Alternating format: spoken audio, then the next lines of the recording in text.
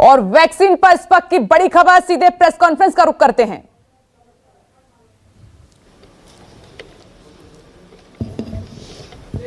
नमस्कार, मैं आप सभी का स्वागत करता हूं। आज की जो स्टेटमेंट है doctor PG Soman,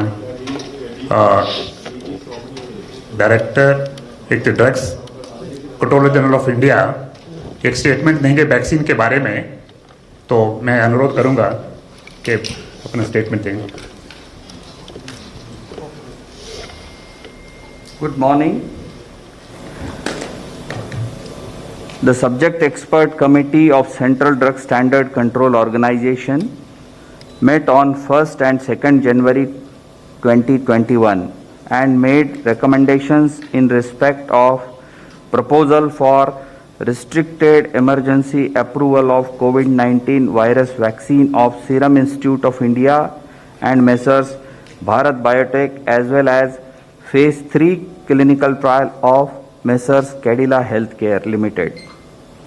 The subject expert committee consists of domain knowledge experts from the field of pulmonology, immunology, microbiology, pharmacology, pediatrics, internal medicine, etc.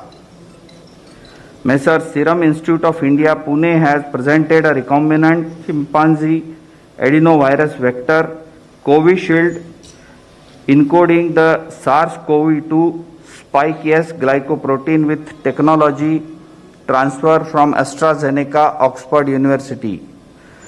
The firm submitted safety, immunogenicity and efficacy data generated on 23,745 participants aged more than or equal to 18 years or older from overseas clinical studies. The overall vaccine efficacy was found to be 70.42%. Further, Messrs. Serum was granted permission to conduct Phase 2/Phase 3 clinical trial on 1,600 participants within the country. The firm also submitted the interim safety and immunogenicity data generated from this trial, and the data was found comparable with the data from overseas clinical studies.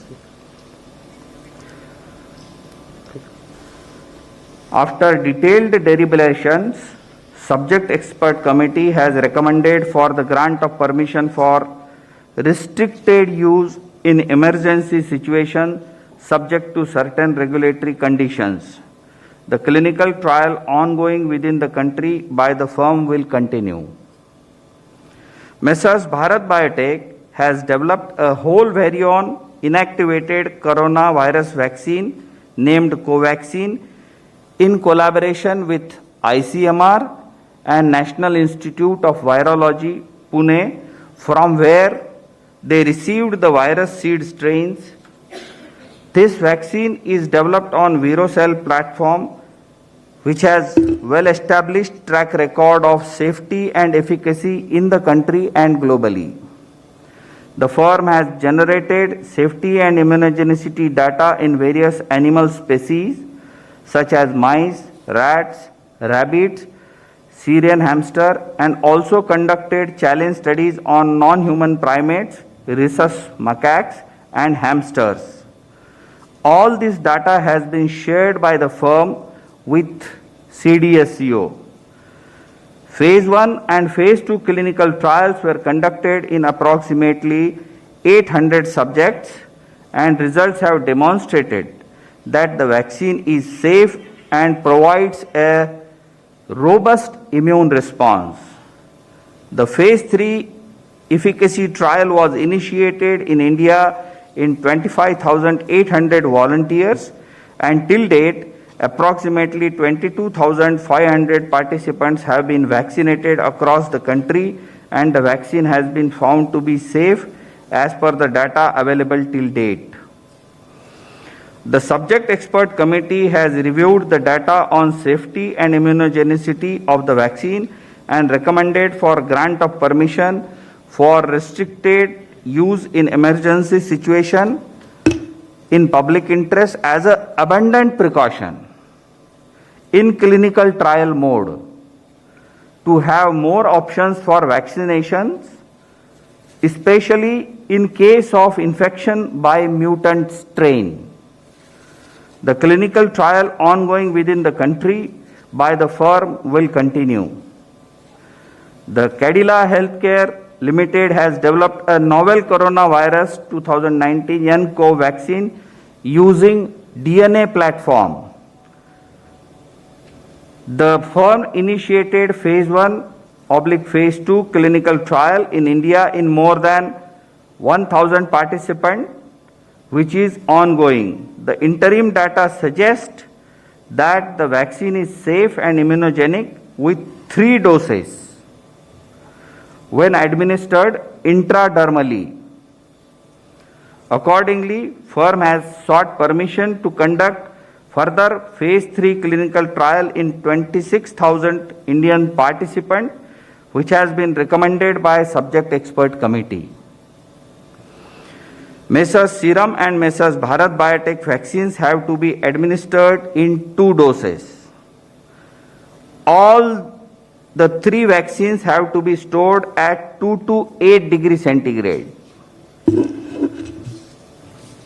After adequate examination, the CDSCO has decided to accept the recommendations of the expert committee, and accordingly, vaccines of Messrs Serum and Bharat Biotech are being approved for restricted use in emergency situation, and permission is being granted to Messrs Cadila Healthcare for conduct of phase 3 clinical trial in India. Thank you. Thank you very much, sir. Friends, please just listen. This statement is being circulated to you. It is also getting uploaded on the PIB website. So please use it. Thank you very much. Statement is over. तो इस वक्त की बड़ी खबर आपकी TV screen पर, corona vaccine पर DCGI की प्रेस कॉन्फ्रेंस। एक्सपर्ट कमेटी ने 2 वैक्सीन की सिफारिश की, जानकारी साझा की गई मीडिया के साथ। वैक्सीन के इमरजेंसी इस्तेमाल की सिफारिश की गई थी और वैक्सीन को लेकर देश में ड्राई रन लगातार जारी है, जिसकी तस्वीर हमने भी बड़े स्तर पर आपको दिखाई थी। देखिए डीसीजीआई की तरफ से क्या जानकारी आज प्रेस कॉन्फ्रेंस के जरिए साझा की गई है, वो सीधे आप तक पहुंचा रहे हैं। एक्सपर्ट कमेटी बनाई गई थी, लगातार संपर्क किया जा रहा था, तो 2 वैक्सीन जिनका नाम है कोविशील्ड और कोवैक्सीन, जिनके इमरजेंसी इस्तेमाल के लिए सिफारिश की गई थी, और अब सीधे तौर पर और सीरम और भारत बायोटेक की वैक्सीन को मंजूरी मिल गई है। यह इस वक्त की सबसे बड़ी खबर है। सीरम और भारत बायोटेक की वैक्सीन को मंजूरी मिली है। देखिए सीरम ऑक्सफोर्ड के साथ मिलकर कोविशील्ड वैक्सीन बना रहा है और भारत बायोटेक जो है कोवैक्सीन आईसीएमआर के साथ मिलकर बना रहा है, और ये जो मंजूरी है वो इमरजेंसी यूज की है।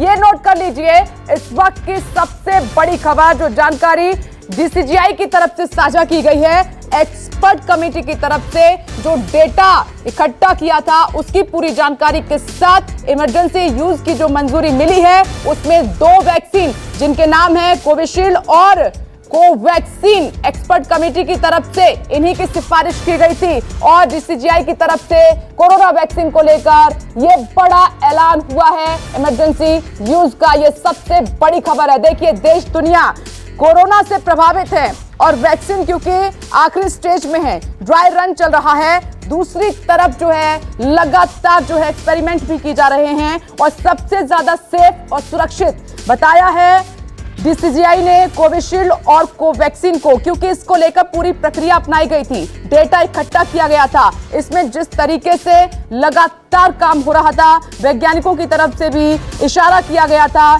कि जितना हमने अब तक इस पर एक्सपेरिमेंट किए हैं, ट्रायल्स किए हैं, उसमें ये 2 वैक्सीन अब तक सबसे ज्यादा जो है सुरक्षित और सेफ पाई गई हैं। कोई साइड इफेक्ट इनके देखने को नहीं मिले हैं। तो 2 वैक्सीन के नाम कल से ही लगातार हमारी नजर थी, ड्राई रन चल रहा है। इस बीच सीरम को कोविशील्ड और भारत बायोटेक प्लस आईसीएमआर जो मिलकर कोवैक्सीन बना रहे हैं, इनके इमरजेंसी इस्तेमाल की मंजूरी मिल गई है। इसी के साथ ये भी माना जा रहा है कि ये तो इमरजेंसी इस्तेमाल की मंजूरी है, तो बहुत जल्द जो है वैक्सीनेशन का काम भी भारत में शुरू हो जाएगा। 2021 में वैक्सीन को लेकर ये सबसे बड़ी खबर सामने निकल कर आई है। और फोर्टिस अस्पताल के डायरेक्टर राहुल भार्गव जी इस वक्त हमारे साथ मौजूद हैं और साथ में डॉक्टर मनोज कुमार लगातार मैक्स हॉस्पिटल से हमारे साथ मौजूद हैं। सर, राहुल भार्गव जी, सीधे मैं आपके पास आ रही हूं। क्या समझ पाए आप सर? हमने तो समझा कि दो जो वैक्सीन है, कोविशील्ड और कोवैक्सीन के इमरजेंसी इस्तेमाल को मंजूरी मिल गई है। वैक्सीनेशन की तरफ भी हम तेजी के साथ अब बढ़ रहे हैं। सेफ और सुरक्षित हैं ये दोनों वैक्सीन सबसे ज्यादा। सबसे अच्छी बात है, पहले तो मैं कंग्रेचुलेशन देना चाहूंगा। जिस चीज की देश को बहुत दिनों से जरूरत थी, एक खुशी की खबर सुनने की जरूरत थी 9 महीने के काल के बाद, वो आज हमको मिली है कि आज फाइनली हमारे पास वैक्सीन है। पर वैक्सीन कोविशील्ड हो या कोवैक्सीन हो, दोनों की ही सेफ्टी अभी तक दिखाई गई है। बट अगर हम इसको थोड़ी आगे और चर्चा को बढ़ाएं, कोविशील्ड एक एस्ट्राजेनेका की वैक्सीन है जो 23,000 लोगों पे जिसका ट्रायल हुआ और 12,000 लोगों का डेटा वो ऑलरेडी लैंसेट में 8 तारीख को पब्लिश कर चुके हैं, ये दिखाते हुए कि 70% की एफिकेसी उसमें पाई गई है। बट कोवैक्सीन की जब हम बात करते हैं, उसमें थोड़ा सा संदेह इस बात का है कि अभी ऑनगोइंग क्लिनिकल ट्रायल चल रही है। उसका डेटा सिर्फ इतना आया है कि 26,000 लोगों तक पहुंचना था, 23,000 लोगों तक वो पहुंच चुके हैं। वैक्सीन सेफ है, पर कितनी एफिकेशियस है, कितनी उसकी इम्यूनिटी लॉन्ग लास्ट करेगी, ये आगे आने वाला समय ही बताएगा। तो इस प्रकार से एक ये चीज प्रॉब्लम वाली बात है कि जिस प्रकार से कोवैक्सीन को भी जल्दीबाजी में आपने अप्रूवल दिया है, वो कुछ संदेह के घेरे में जरूर डालता है। बट आगे चल के हो सकता है डीजीसीआई और एक्सपर्ट कमेटी जो है वो संदेह को दूर करेगी। जितने लोगों के मन में संदेह है उनका जवाब देके वो आगे बढ़ाने के लिए मदद करेगी। बट अगर हम तीनों वैक्सीन को देखें आज की तारीख में, फाइजर वैक्सीन हो, उसकी आप लॉजिस्टिक चैलेंजेस को छोड़ दीजिए, वो वैक्सीन 95% सेफ पाई गई है। सेफ के साथ में एफिकेसी भी 95% पाई गई है। एस्ट्राजेनेका की वैक्सीन में ट्रायल में 65 to 70% ही एफिकेसी है और कोवैक्सीन में अभी एफिकेसी डेटा भी देना जरूरी है। तो कुछ चीजें जरूर संदेह के घेरे में है, बट ओवरऑल देश के लिए, हेल्थ केयर कर्मचारियों के लिए, फ्रंटलाइन वर्कर के लिए और जो एल्डरली लोग हैं, जो एक ससेप्टेबल लोग हैं, उनके लिए खुशी की खबर है कि देश में सस्ती अच्छी वैक्सीन उपलब्ध है जो कि सेफ है। डॉक्टर मनोज कुमार, क्या आप सहमत हैं जो डॉक्टर राहुल भार्गव बात कह रहे हैं कि थोड़ी सी जल्दबाजी हुई है कोवैक्सीन को लेकर, क्योंकि अभी यहाँ पर और डेटा परखा जाना है और ट्रायल्स होने हैं, लेकिन कोविशील्ड को ज्यादा नंबर दे रहे हैं डॉक्टर राहुल भार्गव? यहाँ थोड़ा सा मैं डिफर करूंगा, क्योंकि डेफिनेटली जो है कोवैक्सीन अभी फेज 3 ट्रायल्स में है और इसके इंट्रीम एनालिसिस के रिजल्ट्स पब्लिक डोमेन में नहीं आए हैं और उन्होंने नहीं बताया है। और अभी थोड़ा सा इसमें जो वॉलंटियर्स की जो इंक्लूजन हुई वो थोड़ा स्लो हुई है। बट डेफिनेटली जो इसमें इम्यूनोजेनिसिटी के जो डेटा है वो बहुत ही स्ट्रांग है। तो मुझे नहीं लगता बहुत जल्दीबाजी हुई है और इमरजेंसी यूज ऑथराइजेशन के लिए फेज 3 ट्रायल्स के वैक्सीन को मिलता है। जहां तक कोविशील्ड की बात है, कोविशील्ड में जो हाफ डोज और फुल डोज और स्टैंडर्ड डोज दो कॉम्बिनेशन में जो हाफ डोज और फुल डोज का जो था उसमें करीब 90% एफिकेसी थी और इसमें करीब 64%, तो एवरेज उन्होंने 70% के आसपास बताया। कोविशील्ड एक वायरल वेक्टर वैक्सीन है, एडिनोवायरस चिंपांजी एडिनोवायरस पे mRNA लोड किया हुआ है स्पाइक प्रोटीन के लिए। बट कोवैक्सीन भी एक अच्छा, मतलब एक तो कि इंडिजिनस है, दूसरी चीज की होल वेरिएंट इनएक्टिवेटेड है। और जहां तक इनएक्टिवेटेड वायरस वैक्सीन की जो हिस्ट्री है, चाहे पोलियो में हो चाहे और रेबिस वगैरह में हो, उसमें काफी ऑथेंटिक रही है। तो हम मान सकते हैं। बट इमरजेंसी ऑथराइजेशन में हम कभी भी, जैसे रोटा वायरस की जो वैक्सीन थी वो 99 में विड्रॉ कर ली गई थी। अगर इस तरह का अगर फेज 3 ट्रायल्स के बाद अच्छा रिपोर्ट नहीं मिलेगा तो वैक्सीन को रोल बैक भी किया जा सकता है। तो अभी तो मुझे लगता है कि कोई जल्दीबाजी नहीं है और कोवैक्सीन एक स्वदेशी वैक्सीन है, ज्यादा मात्रा में बनेगी, लोगों को अवेलेबल होगी। और पैंडेमिक में जब वैक्सीन इंट्रोड्यूस होता है उसी समय डिमांड और सप्लाई की मिसमैच होती है। तो ये दोनों वैक्सीन मिलकर डेफिनेटली फाइजर के पास भी रोबस्ट डेटा है, बट उसकी जो लॉजिस्टिक है, अल्ट्रा कोल्ड चेन मेंटेन करना और -70 डिग्री सेल्सियस जो कि हिंदुस्तान में थोड़ा मुश्किल सा होगा। तो इस वजह से मुझे लगता है सरकार ने एक नियंत्रित सा कदम लिया है कोवैक्सीन और कोविशील्ड को अप्रूव करके। डॉक्टर राहुल भार्गव, 2021 ये नया साल और ये बहुत बड़ी राहत है सर। आप भी देख रहे हैं कि लाखों में लोगों की जानें गई हैं, अब भी प्रभावित हैं कोरोना वायरस से एक नया स्ट्रेन आ गया है और इसमें एक बहुत बड़ा रिलीफ है। तो सर, आप ये जो 3 नाम आपने वैक्सीन के गिनाए, इसमें से सबसे पहले वैक्सीन कौन सी लग सकती है हिंदुस्तानियों को? देखिए, इसमें जो मनोज ने जो कहा, मैं सारी बातों से सहमत करता हूं कि emergency measure requires emergency action and emergency innovation. Agreed है इस बात को। पर क्या इमरजेंसी ऑथराइजेशन कोवैक्सीन का बिना फेज 3 ट्रायल के एफिकेसी डेटा के क्या वो मास वैक्सीनेशन के लिए तैयार है? ये मेरे दिमाग में एक संदेह पैदा करता है, क्योंकि अगर मास वैक्सीनेशन की बात है, 1 करोड़ लोगों को जो हेल्थ केयर वर्कर है, 2 करोड़ लोग जो कि फ्रंटलाइन वर्कर है, अगर उनको कोई वैक्सीन लगनी है तो वो कोविशील्ड लगनी है, क्योंकि 70% एफिकेसी डेटा अभी तक उसका अवेलेबल है। और अवेलेबल डेटा कितने दिन से? 7 महीने का अवेलेबल डेटा है।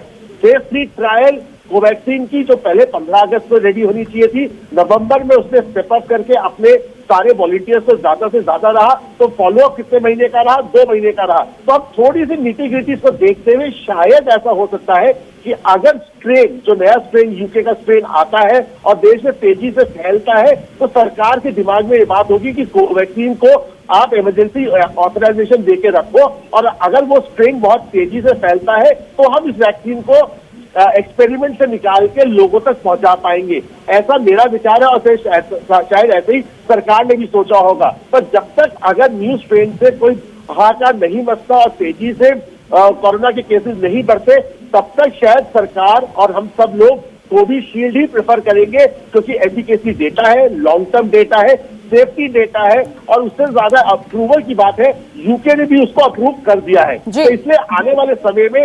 दिल मांगे मोर, तो कोविशील्ड पे ही हमारे को संतोषजनक रिजल्ट पाए गए हैं, और हेल्थ केयर वर्कर वही चाहेंगे। जी, डॉक्टर मनोज कुमार सर, क्या कहना है आपका? जी, बहुत हद तक इन्होंने जो बात कही वो ठीक है, क्योंकि कोवैक्सीन के फेज 3 ट्रायल्स के रिजल्ट नहीं आए हैं। तो डॉक्टर राहुल के बात से मैं सहमत हूँ।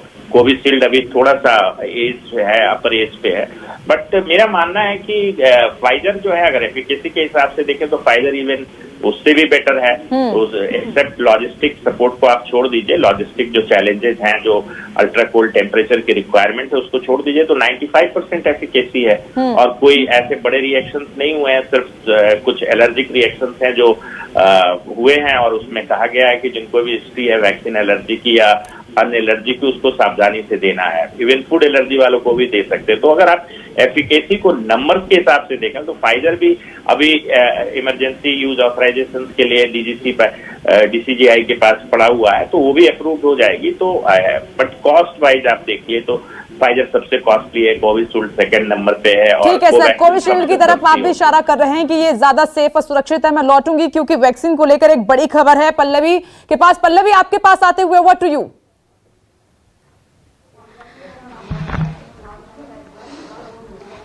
देखिए विपनेश, अभी की सबसे बड़ी खबर यह है कि जिसको लेकर ये दुविधा थी कि क्या दोनों वैक्सीन जो है आम लोगों को मिलेगी, उसको लेकर अभी एक स्पष्टीकरण ही कह सकते हैं इसको कि हमारी जब बात हुई है डीसीजीआई से, तो उनका ये कहना है कि जो कोवैक्सीन है वो क्लिनिकल ट्रायल मोड में ही रहेगी, यानी वो आम लोगों को नहीं लगेगा। क्लिनिकल ट्रायल मोड कहने का मतलब ये है जो भी लोग कंसर्न इन्फॉर्म्ड कंसेंट पे साइन करेंगे उन्हीं को ये जो वैक्सीन है वो दिया जाएगा। फिलहाल कोविशील्ड जो है फ्रंट लाइन वर्कर और जो हेल्थ वर्कर्स है उनको दिया जाएगा, यानी कोविशील्ड जो है मेन वैक्सीन होगी। और कोवैक्सीन जो है, जो भारत बायोटेक, आईसीएमआर और एनआईवी के द्वारा निर्मित की गई है, माफ कीजिएगा, वो जो है फिलहाल क्लिनिकल ट्रायल मोड में रहेगी। बहुत बड़ी जानकारी आपने पल्लवी यहां पर दी है। नमस्कार, मैं हूं मानक गुप्ता। अगर आपको हमारा ये वीडियो पसंद आया हो तो इसे लाइक और शेयर जरूर करें, और हां, हमें सब्सक्राइब और फॉलो करना ना भूलें ताकि आप देश और दुनिया की कोई खबर मिस ना करें। तो जुड़े रहिए हमारे साथ और देखते रहिए News 24।